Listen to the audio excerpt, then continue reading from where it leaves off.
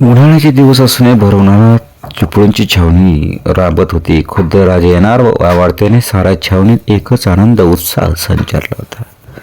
प्रत्येक बारगीर आपलं घोडं सजवण्यात मग्न होतं. दळवटनं झाडून लोटून लख्ख केलं होतं. राजांच्या स्वागतासाठी हंसाजी मोहित्यांनी एक शाही डेरा दळवट्यावर उभारला होता.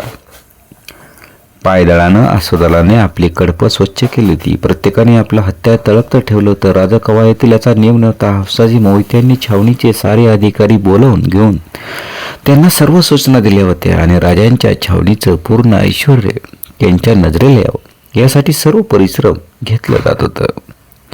राजांच्या आगमनाकडे साऱ्यांचं लक्ष लागलं होतं आणि 2 प्रहर टळत असता एक स्वार छावणीत प्रवेश करता झाला. हंसाजींच्या तंबूनजीक तो पाय उतार झाला. आजूबाजूचे बारगीर धावलं आणि त्या स्वाराच्या चेहऱ्यावरती हास्य होतं. प्रत्येकजण विचारित होता. महाराजाला मानेने होकार देत ते तंबूकडे चालत होतं. साऱ्या छावणीत ती बातमी पसरली. हंसाजी मोहिते आपल्या अश्वपथकासह राजांना सामोरे जाण्यासाठी छावणीतून बाहेर पडलं. सायंकाळच्या वेळी राजे येत असल्याची वार्ता बिनीच्या स्वरांनी आणली. एकच धावपळ उडाली आणि काही क्षणात साऱ्या छावणीवर शांतता पसरली. नौबदीचा नाद दुमला. तुताऱ्यांचा आवाज आकाशाला भिडला आणि आपला अश्वपथक राजांच्या नजरेत आलं. मंद गतीने घोडे येत होती. राजांच्या उजव्या बाजूला हंसाजी होतं. राजांची नजर सर्वत्र फिरत होती. मुजऱ्यासाठी सर्वांच्या मान हलवल्या होत्या. राजश्यामेने नजीक पाय उतार झाले. हंसाजींनी घोड्यांची ओठाळी पकडली होती आणि राजांच्या हंसाजी डेऱ्यात प्रवेश आले. छावणीचे सर्व लहान थोर अधिकारी उभे होते. त्यात नाईक, हवालदार, जुमलेदार, हजारी सरदार होते. राजा बैठकीवर विराजमान झालं. ते हंसाजींना म्हणाला, हंसाजी, तुमचा पराक्रम आम्हाला कळवा. आम्हाला आनंद वाटला. यातच सारं मिळालं. हंसाजी बोलून गेलं आणि राजांनी त्या रात्री विश्रांती घेतली. नंतरच्या 2 दिवसात ते छावणी वागून फिरत होते. त्यांच्याबरोबर हंसाजी मोहिते छावणीचे अधिकारी असत. राजांना छावणी पाहून समाधान वाटलं आणि 3ऱ्या दिवशी राजांनी घोडदळाची पाहणी केली. एका तळावर 3000 घोडी उभी होती. रहवार, इराकी, अरबी, कच्ची, टाकन, तुर्की असे अनेक देशांची जातिवंत जनावरे हे एकत्र पाहून राजांना अभिमान वाटला. प्रत्येक स्वार हाताशी घोडे धरून उभा होता. स्वारांच्या पायात तंग तुमाने, अंगात रुदार अंगरखे, कमरेला शील आणि डोक्याला पागोटी होती. प्रत्येकाच्या कमरेला दुसऱ्याला अडकवलेली तलवार, पाठीला ढाल शोभत होती. आसारूढ झाल्यावर राजा प्रत्येकाचा मुजरा स्वीकारत होते. जनावर निरखीत पुढे जात होते. ऊन वाढत होते पण राजांना उन्हाचं भान नव्हतं.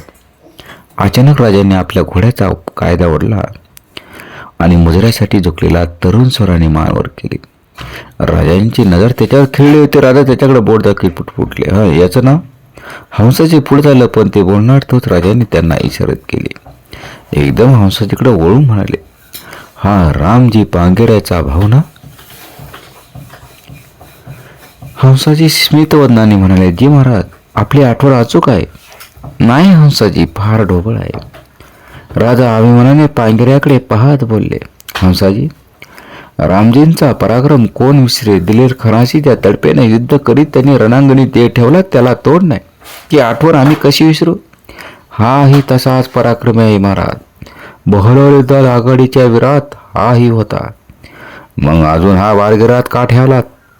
पांगिरे, आजपासून तुम्ही आमचे शिलेदार झालात. आणि आनंदित पांगिऱ्याने राजांना मुजरा केला. राजा पुढे सरकलं. घोडदळाची पाहणी करून राजा डेऱ्यात विश्रांती घेत होतं. शेजारी हंसाजी उभे होतं. राजा हंसाजींना म्हणाला, हंसाजी, आम्ही इकडे येताना कोण काळजी होती, पण छावणी पाहून आम्ही निर्धास्त झालो. काय गडबड झाली होती? तसं काय नव्हतं. हेरांचे अंदाज चुकले. सेनापती गेल्यामुळे थोडी कुजबूज होणं स्वाभाविक होतं. अहो, बरी आठवण केली हंसाजी. आता आमचा राज्याभिषेक होणार. राजाची जबाबदारी वाढते, दळही वाढत आहे. तेव्हा सरनवादाची रिकामी पडलेली जागा सत्वर भरायला हवी. ती जागा मोकळी राहून चालणार नाही. जी, मी पण ते सोचणार होतं. तुमच्या पुढं कोण दिसतं? तसा माणूस शोधणं कठीण, पण आनंदरावांच्या सारखा धाडसी विश्वासू माणूस मिळणं कठीण. आनंदराव का? तुम्ही नाही का? नाही महाराज, सरनौबतीची जबाबदारी मोठी. नुसतं दळाचं प्रेम बाळगून चालत नाही. मुलखाचा माहितगार लढाईचा नोर जाणणारा आणि प्रसंगी माघार घेण्याचे निष्णात असलेला हर होणारी माणूस त्या जागी हवा. आणि आम्ही आपलीच निवड केली तर आपली आज्ञा डावलणं होणार नाही, पण आहे त्या ठिकाणी मला समाधान आहे. भगू राजा म्हणाला. राजाने 2 दिवसात पायदलाची पाहणी केली. राजांच्या आगमनामुळे दररोज निरनिराळ्या शिकारी तळावर येत होत्या. राजांना काही कमतरता भासू नये म्हणून सर्व खटपट करीत होते आणि राजांना विश्रांतीचे दिवस लाभल्यासारखे वाटत होते. एका दिवशी दलाचे सारे प्रमुख राजांच्या भेटीसाठी आले. बराच वेळ झाला तरी त्यांच्या आगमनाचा हेतू राजांच्या ध्यानी यायला. शेवटी राजा हंसाजीने म्हणा, हंसाजी, या मंडळीच्या मनातला हेतू सांगून टाका ना. महाराज, ही सारी मंडळी माझ्या मागे लागली. आपला राज्याभिषेक होणार तो पाहायला साऱ्यांना गडावर येण्याची आज्ञा आहे असं सर्वांना वाटतं. आणि त्या अनपेक्षित उत्तराने राजा चपापलं. त्या मागच्या प्रमाणे त्यांना भरता आलं. तुम्हाला हे वाटणं स्वाभाविक आहे, पण राज्याभिषेकाला सर्वांनीच यायचं ठरवलं तर आम्ही नको म्हणणार कुणाला. सारे गडकरी, सारे स्वार गडागावर गोळा झाले तर सारं राज्य असुरक्षित आहे. उलट आमच्या राज्याभिषेकाच्या वेळी मोगल आदिलशाही काहीतरी विघ्न आणते ही काय अशी भीती आम्हाला वाटते. त्यासाठी आम्ही छावणी पाहायला आलो. तुम्ही जागरूकतेने राहिला तर आमचा राज्याभिषेक निर्विघ्नपणे पार पडेल. ती जबाबदारी उलट तुम्ही उचलायला हवी. क्षणभर शांतता पसरली. सारं सर्वांच्याकडे पाहत होते आणि नेकर पुढे झाले. मुद्रा करून म्हणे, महाराजांनी बेघोर राहावं. राजांनी नेकरांना जवळ केलं. त्यांच्या खांद्यावर हात ठेवून म्हणालं, आमची हीच अपेक्षा होती. आम्ही तुमच्या जेव्हा निश्चित आहोत, जमेल तेवढे लोक आम्ही गडावर बोलावून घेऊ. आम्ही आता लवकर परतावा असं म्हणतो. थोडा मुक्का मारला तर पाहावं असा अर्ज आहे, हंसाजी म्हणाले. कारण आपण राज्याभिषेकाला जाताना यश घेऊन जावं. म्हटलं, गड हेरून ठेवलाय, आज्ञा होईल तर तो आपल्याला सामील करूनच महाराजांनी जावं असं सर्वांना वाटतं. कोणता गड? केळंजा. हेरांनी गड निरखलाय. अपयश येणार नाही. हंसाजी, तुम्ही असता अपयश कसं शक्य आहे? आणि या देण्यापुरतं थोडं देणं आम्ही पाहिलं नाही, पण हा पराक्रम पाहायला आम्ही जातीनिशी येणार. मोहिमेचा तपशील ठरला आणि राजा दळासह केळंजाकडे निघालं. राजा पाठीशी असल्याचा साऱ्या फौजेत एकच आत्मविश्वास नांदत होता. राजांच्या फौजेने केळंजाला वेढा दिला. मोठ्या तडफेने हंसाजीने आपल्या फौजेसह गडावर सुलतान ठावा केला. तर्फेची लढाई झाली. केलेदार गंगाजी तीत मारला गेला आणि केलंजावरती भंगवा निशाण चढलं. गडाची व्यवस्था लावून राजा माघारी चिपळूणच्या दळवटने असं आलं. मोहिमेत भाग घेतलेल्या फौजेची राजा पाहणी करीत होतं. काहींना किरकोळ जखमा झाल्या होत्या, पण प्रत्येकाच्या चेहऱ्यावर विजयाचा आनंद ओसंडत होता. अचानक राजांचं पाऊल थांबलं. राजांच्या समोर एक उमदा तरुण उभा होता. त्याची उंची पुरी अंगलट नजरेत भरत होती, पण त्याहीपेक्षा त्याच्या जखमीने राजांचं लक्ष खिळून राहिलं. कपाळापासून हनवटीपर्यंत उतारलेला वाढ दिसत होता आणि जखमीवर गोठलेल्या रक्ताचा वन दिसत होता.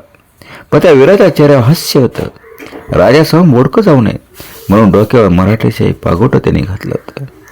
राजाने विचारल्याचं नाव मल्हारी तांडेल, चिपळूणचाच आहे. खुद्दा पायदळात दाहीचे आहे. केळंजाच्या सुलतान डाव्यात हवा होता. भारी शौर्याने लढला. ते सांगण्याची गरज नाही, पण अशा जखमींना त्रास कशाला गेला? त्याला छावणीत ठेवलं होतं, पण आपल्या दर्शनाच्या ओढीनं आपणहून हट्टानं आला. खरं म्हणत राजा त्या वीरानं जी गेल्याने डोक्याला पागोट्याने त्रास होत असेल म्हणून राजांनी आपल्या हाताने पागोट हळुवारपणे उचललं. जखम नेहळीत राजा म्हणालं, असं वार करणारा वीरधन्य आणि त्या तडपेने तो वार झेलून उभा राहणारा शेतधन्य. मुजरा करून मल्हारी म्हणाला, महाराज वार करणारा उभा राहिला नाही. शाबास मल्हारी. राजा त्याच्या पाठीवर हात ठेवीत म्हणाला, हंसाजी, हा वीर दाहीचे नाही, हजारात एक आहे. आजपासून याला हजारी करा. पालखी मागवा आणि ह्या पालखीतून छावणीत विश्रांतीला जाईल. आजपासून याला पालखीचा मान. मल्हारी त्या बोलण्याने विरघळला. त्याने राजांचं पाय शिवलं. मागविलेल्या पालखीतून मल्हारी छावणीवर गेला. रात्री राजा हंसाजी बरोबर बोलत असता राजांनी विचारलं, हंसाजी, छावणीची तजवीज पुरेशी आहे ना?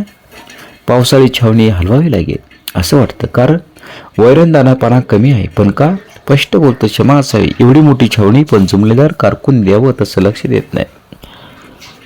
खानगीबाबत आम्हाला काही बोलता येत नाही. हंसाजी, तुम्ही चिंता करू नका. आम्ही गडावर जाता याची चौकशी करू. आता गडावर जायला हवं. आणखीन एक अर्ज आहे, बोला. साऱ्या छावण्याची सत्कार करायची इच्छा आहे. राज्याभिषेकाला आपण निघाला तेव्हा हे वाटणं उचित आहे. जगदंबेची इच्छा. दुसऱ्या दिवशी राजाने सर्व जुमलेदार हवालदार कारकुन्यांना बोलावून घेतलं. छावणीच्या काटकसरीचा जाब विचारला. जुमलेदार पुढे होऊन सांगते झाले. अचानक छावणी वाढली. अंदाज चुकला, त्यामुळे हा निर्णय करावा लागला. गडावर ही हकीकत गेली जी त्या आज्ञेनंच हा निर्णय केला. ठीक आहे, आम्ही पाहू. आणि राजा हंसाजीसह डेऱ्याबाहेर आला. छावणीच्या पुरीला एक सुंदर शामियाना उभारला होता. राजांच्यासाठी मांडलेला उच्चासनावर राजा विराजमान झाला आणि राजांच्या आज्ञेने राजांच्या उजव्या हातात मोहरांची ताटे ठेवली होती. सत्काराला सुरुवात झाली. मानाप्रमाणे एक सामारा येत होता. कोवतीप्रमाणे राजांच्यावरून सत्कार करीत होता.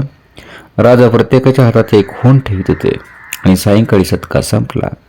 राजाने हंसाजींना सामोरं बोलावलं. हंसाजी, आम्ही तुमची छावणी पाहिली, फौजेचं तुमच्यावर प्रेम पाहिलं, तुमचं शौर्य आम्हास माहीत होतं, पण किल्ल्याची मोहीम प्रत्यक्ष पाहता आली. आम्ही तुमच्यावर प्रसन्न आहे. प्रतापरावांची मोकळी जागा आज आम्ही तुम्हाला देत आहोत. तुम्ही आमचे शरणमत आहात. हंबीरराव ही किताबत आम्ही तुम्हाला बहाल करीत आहोत. राजांचे सेनापतीचे वस्त्रे, तलवार, शिरपेस हंसाजींना बहाल केला. हंसाजी मोहिते हंबीरराव मोहिते शरणमत बनले आणि निर्धास्त मनाने राजांनी छावणी सोडली. राजा गडावर येताच राजांनी अनाजी मरोपंत निराजीपंत यांना बोलावून घेतलं. राजा अनाजींना म्हणाले, अनाजी, आम्ही चिपळूणची छावणी पाहून आलो. एवढ्या इमानीद्वारे राज्य राखणारे जीव पण आजच छावणीचा दानदोटा कमी भासतो. पावसाळ्यात छावणी कशी टिकवावी अशी याची चिंता सर्वांना पडली आहे. छावणीच्या दरसालाप्रमाणे खर्च मंजूर झाला आहे. अनाजी सांगते झाले, पण अचानक तळ वाढल्याने जरा तूट आली आहे. हे खरं, मग जरा काटकसरीने घेतलं तर सर्व होऊन जाईल. काय होऊन जाईल अनाजी? राजा संतप्त झाले. काही वेळा असं शांतपणे बोलत असत की किंचित घोगरा आवाज ऐकताच अनाजी चपापलं. अनाजी, तुम्ही मंडळी जाणती, तुम्ही असं म्हणता म्हणून समजून घ्यायचं म्हणजे तळानं अर्ध फुटली राहायचं, जनावरांनी अंग सोडायचं. कशासाठी? तसं नाही, पण आजूबाजूच्या मुलखातून. अनाजी, काय सांगता? त्याचा परिणाम माहीत आहे. आमची प्रजा आम्हीच लुटल्यासारखं होईल. आमच्यापेक्षा मोगलाई परवडली असं आमचं लोक म्हणते. छावणीनं सोडून गावास उपद्रव येऊ नये म्हणून आमची सक्त ताकीद. ती याचसाठी खर्चाचा विचार न करता तातडीनं छावणीला मदत पाठवा आणि पावसाळी दिवस यायची आज छावणी निर्धास्त करा. आजच पत्र लिहितं. पत्र आम्ही लिहू. पुरेपूर रक्कम पाठवण्याची व्यवस्था आजची आज करा. आणि राजांना बाळाजींना बोलावणं पाटलं. बाळाजी लेखणी साहित्य घेऊन आला. अनाजी हिरोजी मोरपंत महालात आले. अस्वस्थपणे फेऱ्या मारीत राजा बाळाजींना मजकूर सांगत होतं आणि प्रत्येक शब्द मनात शिरता राजा सांगत होतं. मशरलाना जुमलेदारांनी हवालदारांनी कारकुरांनी दिमत पाय गो मुक्का मोजे दलवट नेता जे चिपळूण मामले दावळ प्रति राजश्री शिवाजीराजे सु अभि सुबैन अलप कसबे चिपळूणी साहेबे लष्कराची विले केली आणि या उपरी घाटावरही कटक जावे ऐसा मान नाही म्हणून एका छावणीस रवाना केले. अशाच चिपळूणी कटकाचा मुक्काम होता. याकरता दाभोळच्या सुभेत पावसाळ्या करणे, पागे, सामा आणि दाना वरकड केला होता. तो कित्येक खर्च होऊन गेला आणि चिपळूण आसपास विलासित लष्कराची तजवी आणि गवताची वरकड हरेक बाब लावली. त्याकरता हाल काही उरला नाही. ऐशी असता वैशाखाचे दिवस, उन्हाळा हे पागेस अधिक बैठी पडली.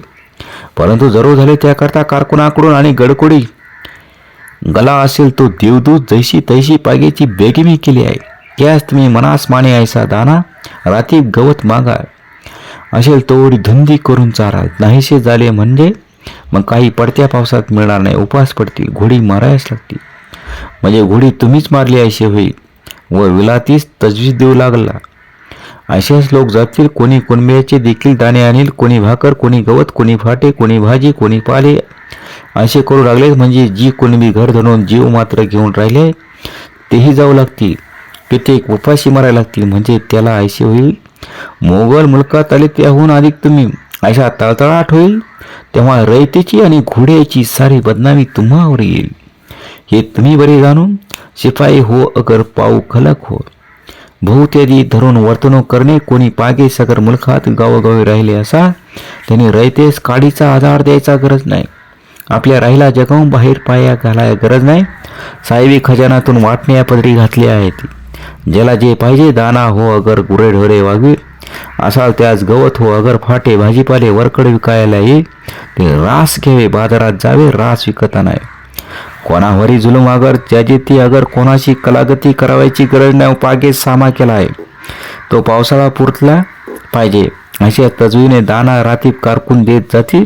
त्याने प्रमाणात घेत जाणे, उपवास न पडता रोज बरोबर खायला सापडे आणि होत होत घोडी तवाना होत ऐसे करणे. नसतीच कारकुनाची धरपस कराय अगर अमकेच द्या तमकेच द्या असे म्हणाय धुंदी करून खासदार कोटीत कोटरात शिरून लुटाय गरज नाही. हाली उन्हाळ्यात आहेत तैसे खलक बागेचे आहेत. खण धरून राहिले असतील राहतील, कोणी एकट्या करतील, कोणी भलतेच जागा चुली रंधनाळा करतील, कोणी तांबाखूला आगी घेतील, गवत पडिले असे अगर वारे लागेल हे असे मनास न आणता म्हणजे विसराचा एखादा दगा होईल. एका खणास आगी लागली म्हणजे सारे खण जळून जातील. गवताच्या लावाळ्या आहेत तितक्या एक एक जळू जातील. तेव्हा मग काही कुणबियांच्या गर्दना मारल्या अगर कारकुनात ताकीद करावी तैशी केली तरी काही खण करायला लाकूड मिळणार नाही. हे खण होणार नाही. तो अवधियाला कळते या करणे बरी ताकीद करून खासे असाल ते हमेशा फिरत जाऊन रंधेण्याकरिता आकट्या जाळीता अगर रात्री देवा घरात असे विश्रास उंदीर वाहत नेईन ते गोष्टी न हो, आगीचा दगा न हो, खण गवत वाचे ते करणे म्हणजे पावसाळा घोडी वाचली नाही तर मग घोडी बांधावी न लगे, खायाच घालाय न लगे, पागाच बुडाली तुम्ही निसूर झालेत ऐसे होईल. या कारणे तपशिले तुम्हास लिहिले असे जितके खासे खासे जुमलेदार हवालदार कारकून आहात तितके हा रोखा तपशील ऐकणे आणि हुशार राहणे. वरचेवरी रोज खबर घेऊन ताकीद करून येण्याप्रमाणे वर्तणूक करता ज्यापासून अंतर पडेल, ज्याचा गुन्हा होईल, बदनामी ज्यावर येईल त्यास मराठी याची तो इज्जत वाचणार नाही. मग रोजगार कैसा खळक समजो, जास्ती केल्या वेगळं सोडणार नाही हे बरे म्हणून वर्तणूक करणे. राजांनी पत्र संपवलं. बाळाजींनी पत्र वाचून दाखवलं. राजांना पत्रास मान्यता दिली. राजांची नजर मोरोपंताच्याकडे वळली. मोरोपंताच्या चेहऱ्यावर स्मित होतं. आवरणं त्यांना कठीण जात होतं. मोरोपंत हसलात का? क्षमा महाराज, आपण राजे, ऐश्वर संपन्न जीवनाचा आपला परिचय आमच्या देखील ध्यानी येणार नाही असे बारकाई आपल्या नजरेत कसे भरलं? याचा अचंबा वाटतं. कसले बारकाई? राजाने विचारलं. फौजाने गवतकाडे विकत घ्यावी, ती राशील, यावचीच उंदीरवाद पळून नये आणि ती गंजीकडे धावेल, गंजी आगीच्या बक्षिसाने पडेल, जनावरांची चिंदी नाही शिवीन. राजा हसलं, म्हणाल मोरोपंत यात अवघड काय?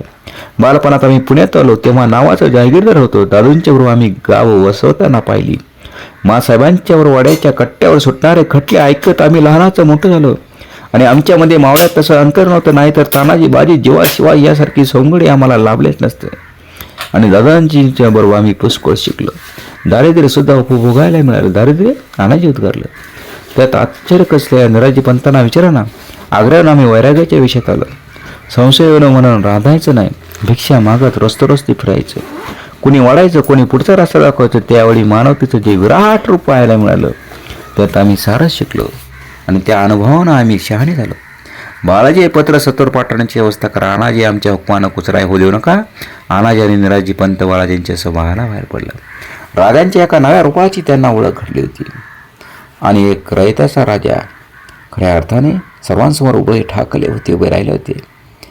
रयतेच्या बाजीच्या देठाला देखील हात लावू नका अशी राजांची आज्ञा होती. असा राजा जगातला पहिला राजा होता, छत्रपती शिवराय.